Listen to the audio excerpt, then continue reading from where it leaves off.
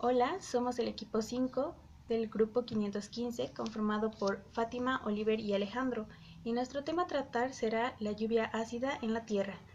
Los objetivos son que se comprenda lo que es la lluvia ácida y por qué se le llama lluvia ácida, así como su nivel de acidez, dar a conocer las causas y consecuencias de la lluvia ácida en nuestro entorno, dar a conocer las partes de una solución así como las diferencias entre las mismas, dar a conocer la teoría de ácidos y bases de Arrhenius, explicar cómo funciona una reacción ácido-base, identificar las nomenclaturas de hidrácidos, oxiácidos, sales, oxisales y oxisales ácidas, establecer y comprender el concepto de potencial de hidrógeno, usos y aplicaciones de la escala de pH. La lluvia ácida es cualquier tipo de precipitación que cae no solo en forma líquida, también puede ser en nieve, en granizo, en neblina, en niebla o en pequeñas partículas que después caen al suelo y tienen una gran concentración de ácido nítrico y ácido sulfúrico.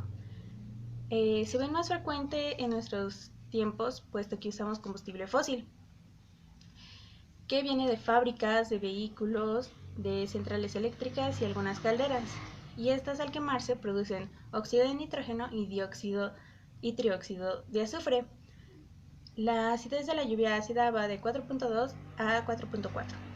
El dióxido de azufre es un gas incoloro con un olor irritante y se convierte en trióxido de azufre cuando hay presencia de humedad y de aire.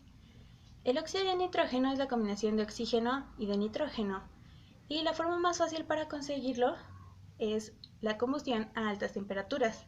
El ácido nítrico es un compuesto corrosivo y tóxico de apariencia gelatinosa y se obtiene por la oxidación catalítica del amoníaco.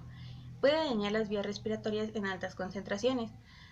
El ácido sulfúrico es líquido, es denso, aceitoso y viscoso, y es el producto industrial más importante del mundo, puesto que con este se hacen bastantes cosas, como serían los fertilizantes, las fibras sintéticas, algunos explosivos y también la purificación del petróleo.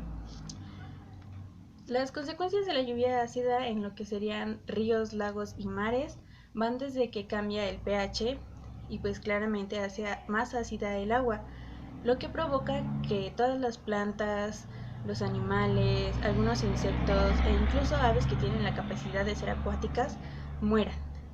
Y algunos lagos especialmente o se reducen o desaparecen. Las consecuencias de esto en lo que sería la argonita, calcita y baterita, así como en construcciones con mármol, cantera y caliza, vienen siendo las mismas, puesto que todas tienen carbonato de calcio. Entonces, lo que la lluvia ácida les haría sería que, como reacciona el carbonato de calcio con estos ácidos que tiene la lluvia, provoca que estos se hagan yeso y puedan desprenderse de donde están pegados, y algunas estatuas o edificios son las que se ven así normalmente o comúnmente después de una lluvia ácida. Pues buenas tardes, yo soy Alejandro Salazar y yo les voy a continuar hablando sobre algunos conceptos para entender mejor la lluvia ácida. Vamos a empezar con la concentración, les voy a empezar hablando de esto para que más tarde podamos entender mejor qué es la molaridad. Pero bueno, primero la concentración es la proporción o relación que hay entre una cantidad de soluto y una cantidad de solvente. Recordemos que las soluciones son estas mezclas homogéneas que van a tener dos partes siempre, que vendría siendo el solvente, y luego el soluto. El soluto vendría siendo, por decirlo así, la sustancia que le vamos a agregar al solvente. Para ponernos un ejemplo, cuando tú te estás haciendo un café, podríamos decir que el agua caliente es el solvente y el soluto pues son los granos de café que le vas a terminar agregando. Entonces, cuando ya tienes tu café listo, esa vendría siendo la solución. Entonces, una vez entendida estas dos partes que tiene una solución, ahora sí podríamos decir que a menor proporción de soluto disuelto en el solvente, menos concentrada está la solución. ¿Esto qué quiere decir? Que si yo le voy a poner pocos granos de café, que vendría siendo el soluto, al agua caliente, entonces esto va a causar que esté pues más diluido el café. Entonces casi no vas a ver a café, por decirlo así. Y a mayor proporción, más concentrada está. Entonces, ¿qué quiere decir esto? Que si yo le echo 3 tazas de granos de café al agua caliente, entonces este café va a estar muy concentrado, o como lo dicen, va a estar muy cargado el café. Bueno, ahora vamos a pasar con el siguiente punto, que sería molaridad o concentración molar. Esto se define como el número de moles, que para esto hay que recordar que el mol es una unidad para calcular la cantidad de sustancia. Entonces sería el número de moles del soluto por litro de solución, lo cual hace que la molaridad tenga unidades de mol litro, las cuales pueden ser abreviadas como molar o M mayúscula. Ahora vamos a pasar con el siguiente punto, que es la teoría de ácidos y bases de Arrhenius. Fue propuesto originalmente por el químico Svante Arrhenius en 1884, quien sugirió clasificar ciertos compuestos como ácidos o bases de acuerdo con el tipo de iones que se formaban cuando el compuesto se le añadía agua. Lo que proponía esta teoría era que cualquier sustancia que aumentara la cantidad de iones de hidrógeno en una solución acuosa sería conocida como un ácido de Arrhenius. Mientras tanto, cualquier sustancia que aumentara la cantidad de iones de hidróxido en una solución acuosa sería conocida como una base de Arrhenius. Y bueno, ¿qué pasa cuando un ácido y una base se mezclan o reaccionan? Generalmente se termina formando un agua y una sal, y a esta reacción se le conoce como reacción ácido-base o reacción de neutralización. Ahora vamos a ver un pequeño ejemplo de estas reacciones ácido-base, que aquí lo que tenemos es una solución acuosa de ácido fluorhídrico y una solución acuosa de hidróxido de litio. Repasando, ya sabemos que un ácido de Arrhenius es aquella sustancia que aumenta la concentración de iones de hidrógeno, así como una base es la que aumenta la concentración de iones de hidróxido. Y bueno, lo que va a pasar es que cuando el ácido y la base se empiezan a combinar, los iones de hidrógeno y los iones de hidróxido van a reaccionar formando así una molécula de agua. Mientras que los otros iones restantes, que vendrían siendo los iones del litio y los iones del flúor, van a terminar formando la sal. Entonces, básicamente, estos dos compuestos del ácido fluorhídrico y el hidróxido de litio se van a combinar, van a terminar formando la molécula de agua, que aquí van a participar los iones de hidrógeno y los iones de hidróxido, formando esta molécula, y ya los iones restantes, que sería el de litio y el del flúor, se van a juntar formando así la sal. Y así es como se hace esta reacción de neutralización o esta reacción de ácido-base. Hola, yo soy Oliver y yo les voy a hablar de distintas nomenclaturas de distintos ácidos y distintas sales. Empezamos con la nomenclatura de los hidrácidos. Para empezar, los hidrácidos son combinaciones binarias entre hidrógeno y un halógeno, que son el flúor, el cloro, el bromo y el yodo, pero exceptuando el astato. Y con los anfígenos, que son el azufre, el selenio y el telurio, pero exceptuando el oxígeno. Los primeros actúan con valencia 1 y los segundos actúan con valencia 2. Estos compuestos presentan carácter ácido en disolución acuosa. Las fórmulas de los hidrácidos son del siguiente tipo: HNX, donde X es el elemento no metálico y N es la valencia de dicho elemento. Los hidrácidos se nombran utilizando la nomenclatura tradicional y la sistemática, pero no utilizándose la nomenclatura stock. En la nomenclatura tradicional, los hidrácidos se nombran usando la palabra ácido, ya que tienen carácter ácido en disolución acuosa, como ya se mencionó, y añadiendo el sufijo hídrico al nombre del elemento no metal. Algunos ejemplos de esto es el ácido sulfídrico, H2S, y HBr, ácido bromhídrico. En la nomenclatura sistemática, los hidrácidos se nombran utilizando el sufijo uro al nombre del no metal. Unos ejemplos de esto es el HCl, cloruro de hidrógeno, y el HF, fluoruro de hidrógeno. Los siguientes son los oxiácidos. Los oxiácidos son combinaciones formadas por hidrógeno y un elemento no metal y el oxígeno. La fórmula general de los oxiácidos es HAXB o C, donde el hidrógeno actúa con número de oxidación +1, el oxígeno actúa con número de oxidación -2, Y el número de oxidación del elemento no metálico, que es X, se calcula según la siguiente fórmula. X es igual a 2C menos A entre B. La nomenclatura de los oxíácidos sí puede tener nomenclatura stock, a diferencia de los hidrácidos, aparte de las otras dos.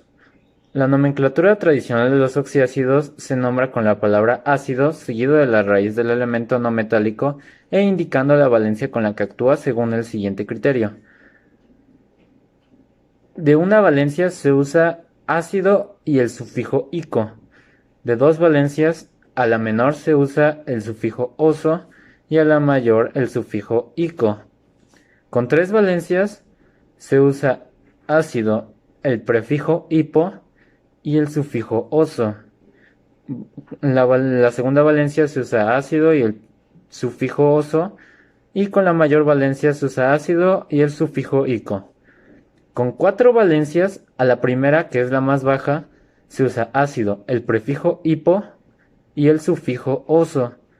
A la segunda valencia se usa ácido y el sufijo oso.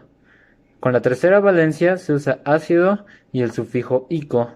Y a la cuarta valencia, que sería la más alta, se usa ácido y el prefijo per y el sufijo ico. Algunos ejemplos de esto es el ácido hipobromoso, que sería el menor, HBRO, HBRO2, el ácido bromoso. Como se ve, nada más se usó el sufijo oso. HBRO3, el ácido bromídrico, en el que vemos que solo se usó el sufijo ico. HBRO4, el ácido perbrómico, que se ve que se usa el prefijo per y el sufijo ico. Con la nomenclatura stock se comienza con la palabra ácido, seguido del prefijo que indica el número de oxígenos, más la palabra oxo, seguido del prefijo que indica el número de átomos del elemento no metálico. Normalmente no se pone porque es un solo átomo. Seguido de la raíz del elemento no metálico, terminando en ico, y en números romanos indicamos su valencia. Es decir, ácido más el prefijo del número de oxígenos, más oxo, más el elemento, más la terminación ico del elemento, más el número de valencias que tiene este último elemento. Algunos ejemplos de esto sería HClO2, que sería ácido dioxoclórico 3, H2SO3, ácido trioxosulfúrico 4, H3PO4, ácido tetraoxofosfórico 5, H2SO7, ácido heptaoxodisulfúrico 6. Cuando solo tenemos un oxígeno no se indica el prefijo mono. Ejemplo, HClO, ácido oxoclórico 1, en lugar de decir ácido monoxoclórico 1. En la nomenclatura sistemática se comienza con el prefijo que indica el número de oxígenos seguido de la palabra oxo, seguido del prefijo que indica el número de átomos del elemento no metálico. Igualmente que en la anterior, normalmente no se pone porque es un solo átomo. Después de esto, la raíz del elemento no metálico acabado en ato, y en números romanos indicamos la valencia del elemento no metálico seguido de las palabras de hidrógeno. Es decir, prefijo del número de oxígenos más oxo, más el elemento con su terminación ato, más el número de valencias de este último elemento, más de hidrógeno. Ejemplos de esto sería H2SO2, dioxosulfato 2 de hidrógeno, H2SO3, trioxosulfato 4 de hidrógeno, H2SO4, tetraoxosulfato 6 de hidrógeno, H2SO7, heptaoxodisulfato 6 de hidrógeno. En la nomenclatura, las siguientes de las que hablamos son las sales. Las sales son combinaciones de dos elementos distintos del hidrógeno y del oxígeno. La unión de un elemento metálico con un elemento no metálico forma una sal neutra. Los tipos de sales neutras que existen son fluoruros, cloruros, bromuros, yoduros, astaturos, sulfuros, telururos, seleniuros, nitruros, fosfuros, arseniuros, antimoniuros, boruros, carburos y siliciuros. La formulación de las sales neutras sigue el siguiente modelo bastante fácil. M con A, N, B, donde M es el elemento metálico, N el elemento no metálico, A la valencia del elemento no metálico y B la valencia del elemento metálico. Hay que tener en cuenta que el elemento no metálico siempre actúa con la valencia fija, y esta valencia será con la que actúa frente al hidrógeno. Por lo tanto, los elementos no metálicos tendrán las siguientes valencias. El flúor, cloro, bromo, yodo y astato tienen -1. El azufre, telurio, selenio tienen -2. El nitrógeno, fósforo, arsénico, antimonio y boro tienen -3. Y el carbono y el silicio tienen -4. Para la nomenclatura. La nomenclatura tradicional de las sales neutras se realiza nombrando el elemento no metálico terminado en uro, seguido del elemento metálico. Para ello se debe tener en cuenta la valencia del elemento metálico, siguiendo los siguientes criterios. Con una valencia sería la primera terminación uro y la segunda ico. Ejemplo, LiF fluoruro lítico. Con dos valencias, la menor valencia sería uro y luego oso, como es el NiF2 fluoruro niqueloso. Y con la mayor valencia sería uro y luego ico, como en el NiF3 fluoruro niquélico.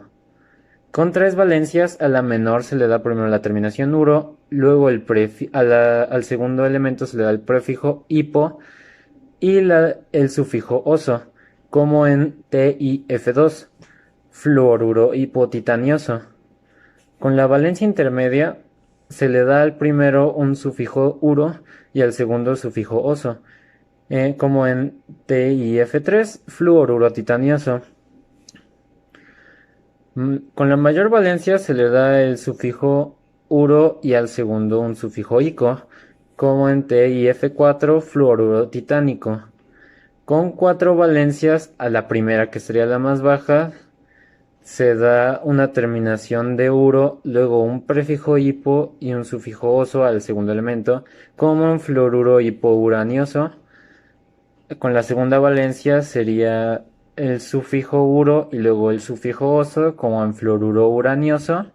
Con la tercera valencia sería el sufijo uro y el sufijo ico, como en fluoruro uránico. Y con la cuarta valencia, que sería la más alta, se usaría un sufijo uro, al segundo elemento un prefijo de per y un sufijo de ico, como en fluoruro peruránico. A la nomenclatura stock de las sales se comienza nombrando la raíz del elemento no metálico terminado en uro, seguido por la valencia en números romanos entre paréntesis y seguido del elemento metálico junto al prefijo correspondiente a su valencia. Algunos ejemplos es el sulfuro de oro 1 y el bromuro de hierro 3. Cuando el elemento metálico solo tenga una valencia, no hace falta indicar con números romanos la valencia del elemento. Ejemplo, fluoruro de calcio, en lugar de fluoruro de calcio 2. Nomenclatura sistemática. En esta nomenclatura se indica mediante un prefijo el número de átomos del elemento no metálico, seguido del elemento no metálico terminado en uro. Todo ello seguido del elemento metálico con su prefijo correspondiente. Los prefijos utilizados que indican el número de átomos en esta nomenclatura son para un átomo mono, para 2 di, 3 tri, 4 tetra, 5 penta, 6 hexa, 7 hepta, etc. Algunos ejemplos de eso son el monosulfuro de dioro y el trisulfuro de dioro. Cuando el elemento metálico solo presenta un átomo, no se indica el prefijo mono. Ejemplos de esto es el difluoruro de calcio en lugar de difluoruro de monocalcio y el tribomuro de hierro en lugar de tribomuro de monohierro. La siguiente que vemos son las oxisales. Las oxisales o sales ternarias son compuestos formados por un metal, un no metal y un oxígeno. Y oxígeno. Son considerados como las sales de los ácidos oxiácidos. ya que éstas se forman por la sustitución de los hidrógenos del oxiácido por un metal.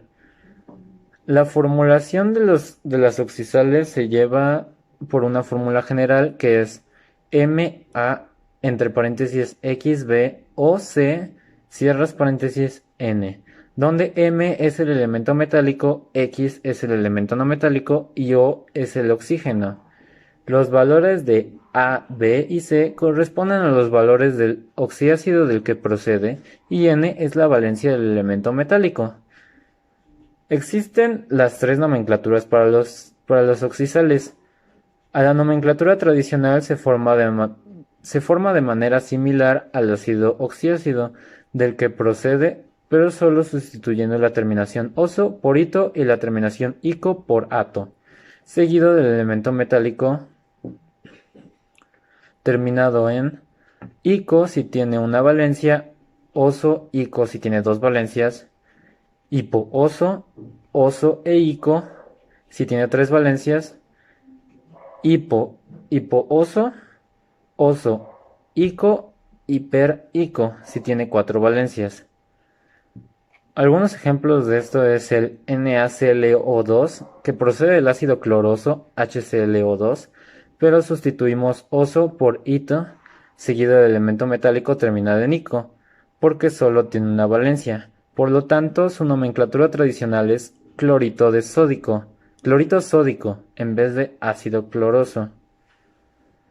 El Fe2SO4 procede del ácido sulfúrico H2SO4, en el que sustituimos ico por ato, seguido del elemento metálico terminado en ico, ya que el hierro tiene dos valencias y en este caso actúa con la mayor, 3, por lo tanto su nomenclatura tradicional es sulfato férrico, en vez de ácido sulfúrico.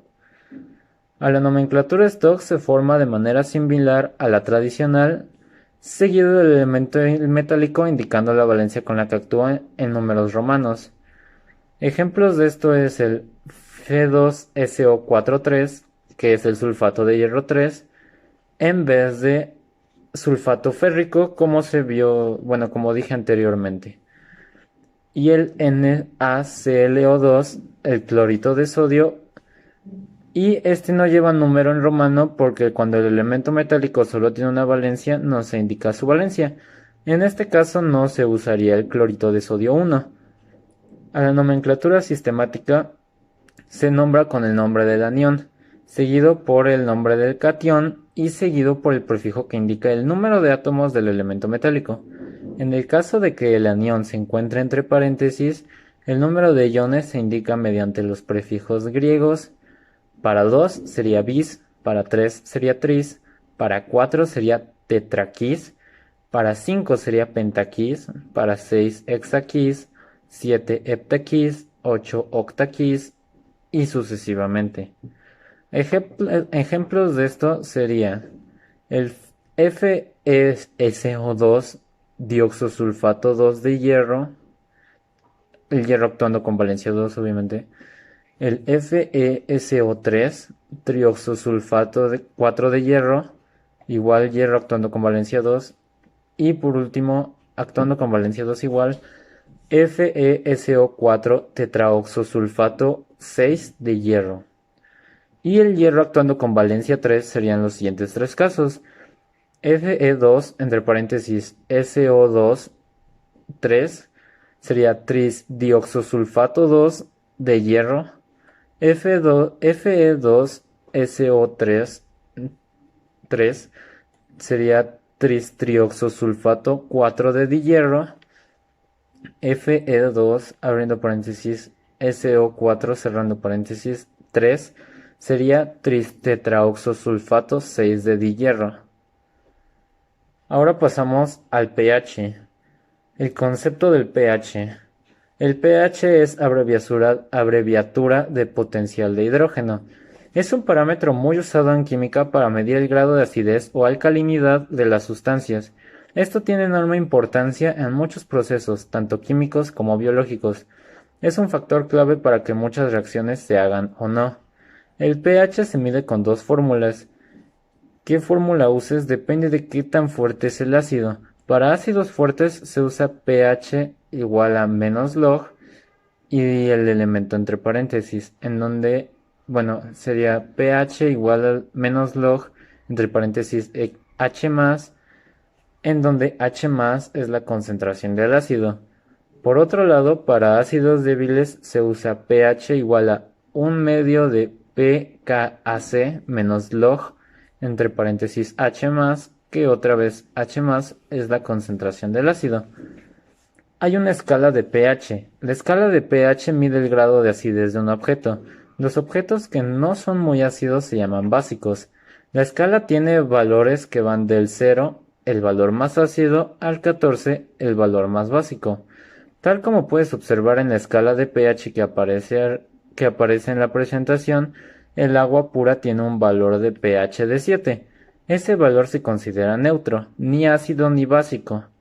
La lluvia limpia normal debería tener un valor de pH de entre 5.0 y 5.5, nivel levemente ácido. Sin embargo, cuando la lluvia se combina con dióxido de azufre y óxidos de nitrógeno, producidos por las centrales eléctricas y los automóviles, la lluvia se vuelve mucho más ácida.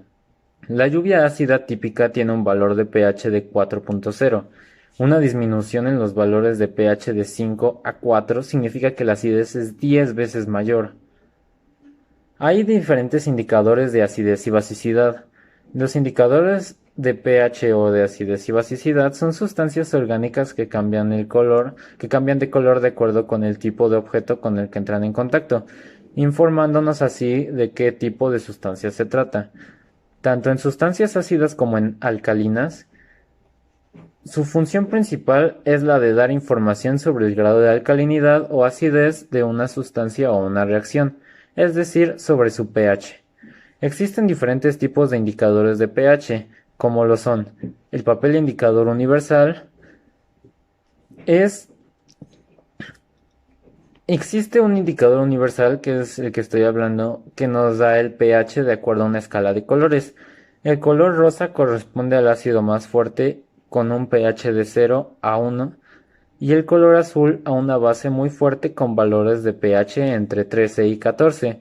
Los otros colores muestran el cambio de coloración del papel indicador cuando las sustancias tienen valores de pH de entre 2 y 13. Usando este papel indicador, cualquier individuo puede identificar el pH de los alimentos y clasificarlos en ácidos, básicos y neutros dependiendo de la coloración. Si el color está entre rosa y amarillo, es decir, con un valor mayor a 0 y menor a 7, los alimentos serán ácidos. Pero si el papel indicador nos da una coloración entre verde, amarillento y azul, los alimentos tendrán características bases. El siguiente indicador de pH es la antocianina. Son pigmentos vegetales de color azulados, rojos oscuros o morados que contienen las plantas. Se obtienen de las fresas, uvas, ciruelas, entre otros frutos. Es un indicador de pH frecuentemente usado, debido a que produce coloración roja, azul o violeta en distintas flores.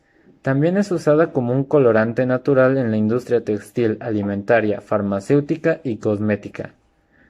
El papel tornasol azul y rojo es un papel que ayuda fácilmente a determinar el pH con bastante precisión, por lo que es un indicador sumamente usado.